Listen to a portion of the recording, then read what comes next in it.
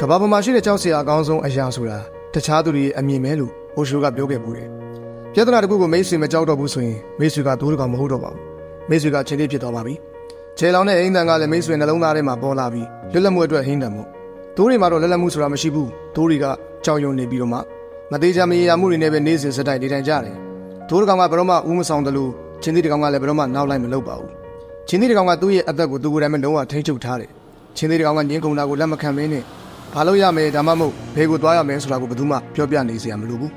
ချင်းသေးကသူ့ရဲ့လုပ်ငန်းတွေကိုကြောက်ရွံ့တာမျိုးမရှိဘဲနဲ့ချက်မြတ်တဲ့အရေးချင်းတွေနဲ့ပဲလုပ်ကင်တယ်ချင်းသေးတကောင်ကိုသားသက်ရုံစီဘယ်တော့မှပို့ဆောင်နိုင်မှာမဟုတ်ဘူးသူတို့ကပဲမိတ်ဆွေကိုဥဆောင်နေမယ်ချင်းသေးဆိုတာကတော့ပင်လည်းဖြစ်တယ်ချင်းသေးကအကောင်ကြီးနေလို့တော့မဟုတ်ဘူးချင်းသေးကအမြန်ဆုံးမှုလို့လည်းမဟုတ်ပြန်ဘူးချင်းသေးကတခြားပရိသတ်တွေထက်ဖျားသခင်စီကကြီးမြတ်တဲ့စွမ်းရည်နီးရှားရှိနေလို့လည်းမဟုတ်ဘူးအဲ့ဒီလိုချင်းသေးတကောင်ကိုတော့ပင်ဖြစ်လာစေတာကသူ့ရဲ့စိတ်ဓာတ်ပါဒါဆိုရင်ချင်းသေးလိုစိတ်ဓာတ်ဆိုတာဘာပါလဲမင်္ဂလာပါခင်ဗျကျွန်တော်တို့ The World Power မြန်မာဆိုတဲ့ YouTube Channel ကနေပြန်လည်ကြိုဆိုပါရစေ Channel လေးကို Like and Subscribe လုပ်ထားပေးပါဦးဘေးနားမှာ Notification လေးကိုလည်းနှိပ်ပေးထားပါဦးခင်ဗျနံပါတ်1မကြောက်မရွံ့တဲ့တတိ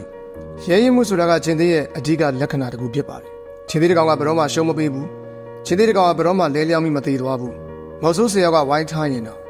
့သူမပြီးမချင်းတိုက်ပွဲကဘယ်တော့မှပြီးမှာမဟုတ်ဘူးဒါပေမဲ့မိတ်ဆွေကတော့မော်ဆိုးတွေဝိုင်းနေတာမဖြစ်နိုင်ဘူးအဆောင်တွေကြားထဲမြုပ်နေတာပဲဖြစ်နိုင်တယ်မိတ်ဆွေပတ်ဝန်းကျင်မှာဘယ်သူမှလန့်လန့်မမီနိုင်ဘူးလို့ပြောနေတဲ့အချိန်မိတ်ဆွေယုံကြည်တဲ့အရာအတွက်ရက်တီဖို့လူကောင်းလူလိမ့်မယ်အရှုံးမပေးပါနဲ့အလျှော့လည်းမပေးပါနဲ့ကိုတကယ်လုပ်ချင်တဲ့အရာကိုဆက်လုပ်ရမှာမကြောက်ပါနဲ့နေ့အတူကြောင်နေခဲ့ပြီးတာတောင်ဘာမှအလုံးမဖြစ်တာမျိုးလည်းဖြစ်နေနိုင်တယ်မိတ်ဆွေရဲ့ပန်းနိုင်တွေကိုလိုက်လံရှာဖွေဖို့ညင်းငွေလာပြီးတော့ဆုလက်ကိုလည်းမမြင်နိုင်မှုဖြစ်နေမယ်အဲ့ဒီအချိန်မှာအရှုံးမပေးလိုက်ပါနဲ့ဆက်ပြီးတိုက်ခိုက်နေရမယ်ဆက်လျှောက်လိုက်အောင်မြင်မယ်ဆိုတဲ့အာမခံချက်တော့မရှိဘူးဒါပေမဲ့ဖြစ်နိုင်ခြေရှိတဲ့အခွင့်အလမ်းတွေကတော့ရနိုင်တယ်တကူတီတော့အာမခံချက်ကတော့အရှုံးပေးတာနဲ့အတူလာတယ်အဲ့ဒါကမိတ်ဆွေတကယ်လိုချင်တဲ့ဘဝနဲ့ရှင်သန်မှုအတွက်အာမခံချက်ပါပဲမိတ်ဆွေပိုင်ဆိုင်တဲ့ဘဝအတွက်ဆက်ပြီးတိုက်ပွဲဝင်လိုက်ပါတော်ရန်ခွေးလို့မဟုတ်ဘဲနဲ့အရှုံးမပေးလိုက်ပါနဲ့နံပါတ်1မုတ်ချအေကန်ချင်းသေးတကောင်ကအမြဲတမ်းသေးကြတယ်ချင်းသေးတကောင်စီကနေဘယ်တော့မှဒုတိယအကြိမ်ခံမှန်းတာမျိုးမရှိဘူးချင်းသေးတကောင်တိုက်ခိုက်ပြီးဆိုရင်ဒါက100%တိုက်ခိုက်တာပဲချင်းသေးတကောင်ကဘယ်တော့မှတွေ့ဝင်နေတာမျိုးမရှိဘူးချင်းသေးတကောင်လိုမျိုးချင်းတွေသေးကြနေမယ်ဆိုရင်မိတ်ဆွေရဲ့ဘဝကြီးကဘယ်တော့တော့ကောင်းလာတယ်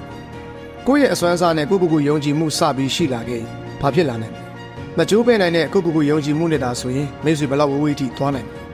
ကိုယ့်ကိုယ်ကိုတန်တရားတွေမရှိရင်မိတ်ဆွေကဘယ်လိုမျိုးဖြစ်လာမိတ်ဆွေရဲ့ပင်ကိုညံကိုယုံကြည်လိုက်ပြီးတော့သူ့ရဲ့သားကောင်ကိုအမြဲလိုက်နေတဲ့ချင်းသေးတကောင်လိုမျိုး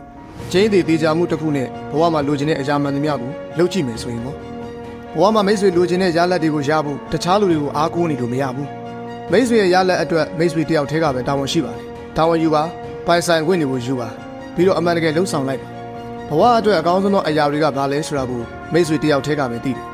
ဘဝရဲ့အခိုက်အတန့်တိုင်းမှာဘယ်လမ်းကိုရှောက်ရမယ်ဆိုတာကိုလည်းမိတ်ဆွေကိုယ်တိုင်ပဲသိနိုင်တယ်ဒါကြောင့်အဲ့ဒီဆုံးဖြတ်ချက်တွေကိုသိချချနိုင်ရမယ်နံပါတ်3လွတ်လပ်မှုချင်းသေးတကောင်ကလွတ်လပ်တယ်ဘာကြောင့်လဲဆိုတော့သူကလွတ်လပ်မှုကိုတောင်းဆိုလို့ပဲချင်းသေးတကောင်ကလွတ်လပ်မှုအတွက်တက်ပွဲဝင်ခဲ့တဲ့အတွက်သူ့မှာလွတ်လပ်မှုရှိတယ်ချင်းသေးတကောင်ရဲ့တဘာဝအရာဆိုရင်သူကအဲ့ဒီလွတ်လပ်မှုအတွက်သူ့ရဲ့အသက်ကိုယ်တော်မှအသေးခံနိုင်တယ်လွတ်လပ်ခြင်းနဲ့ဒီကဘာပေါ်မှာတခြားအဖိုးတန်တဲ့ပိုင်ဆိုင်မှုမရှိတော့ပါဘူးတစုံတစ်ခုသောချွတ်တက်မှုကိုကြုံတွေ့ဘူးမှသာအဲ့ဒီအရာကိုနားလည်နိုင်မှာပါမိတ်ဆွေရဲ့ဘဝမှာလွတ်လပ်ရေးအတွက်တိုက်ပွဲဝင်ရမယ်မိတ်ဆွေကိုယ်တိုင်ကတခြားသူတွေအတွက်ဘောပါပဲကိုယ်စိတ်အတိုင်းကိုလွတ်လပ်စွာပြောခွင့်ရှိတယ်ကိုဖြစ်ချင်တဲ့အတိုင်းလွတ်လွတ်လပ်လပ်နေခွင့်ရှိတယ်လွတ်လပ်မှုဆိုတာအားလုံးအတွက်တရားမျှတမှုပဲဖြစ်တယ်တခြားသူတွေကိုသူတို့ဖြစ်ချင်တယ်လို့ဖြစ်ခွင့်ပေးပြီးတော့မိတ်ဆွေလည်းမိတ်ဆွေဖြစ်ချင်တဲ့အတိုင်းနေနိုင်တယ်ဆိုတာလွတ်လပ်မှုပါဓာတ်ထပ်ပိုတန်ဖိုးကြီးတဲ့အရာမရှိတော့ပါဘူးအဲဒါကြောင့်လွတ်လပ်မှုအတွက်တိုက်ပွဲဝင်ပါနံပါတ်4အကအကွယ်ချင်းသေးဆိုတာကတန်ဖိုးရှိတဲ့အရာမှန်သမျှကိုကာကွယ်တယ်မိသားစုပစ္စည်းဥစ္စာညစာချင်းသေးတကောင်စီကတခုခုကိုချင်းချောက်ပြီးလူယူမိပြီဆိုရင်မိတ်ဆွေရတိုက်ပွဲဝင်ဖို့အသင်ပြင်ထားတော့မယ်မိတ်ဆွေတို့ကဘဝမှာဘာတွေကိုကာကွယ်ဖို့လိုအပ်ပါလဲဘဝမှာဘာအတွက်တိုက်ပွဲဝင်ခြင်းလဲရုပ်ပိုင်းဆိုင်ရာစိတ်ပိုင်းဆိုင်ရာတွေကိုပြောနေတာမဟုတ်ဘူးမိတ်ဆွေရဲ့အချိန်တွေကိုဘာအတွက်စတေးချင်တာလဲဘသူကမိတ်ဆွေကိုဆက်သွားနေစေတာလဲမိတ်ဆွေတကယ်ရည်ရွယ်ချက်ကပါလဲဘဝရဲ့အထိပ္ပယ်ကိုသူကပေးတာလဲသူတို့အတွက်ဆိုရင်တိုက်ပွဲဝင်ရကြနှက်မှာနံပါတ်5ကျွမ်းကျင်လိမ့်မှာမို့ချင်းသေးတွေကတနေ့ကိုနိုင်20လောက်အိတ်တက်တယ်လို့ဆိုကြတယ်ဒါတော့သူတို့ဘယ်တော့မှဗိုက်မစားဘူး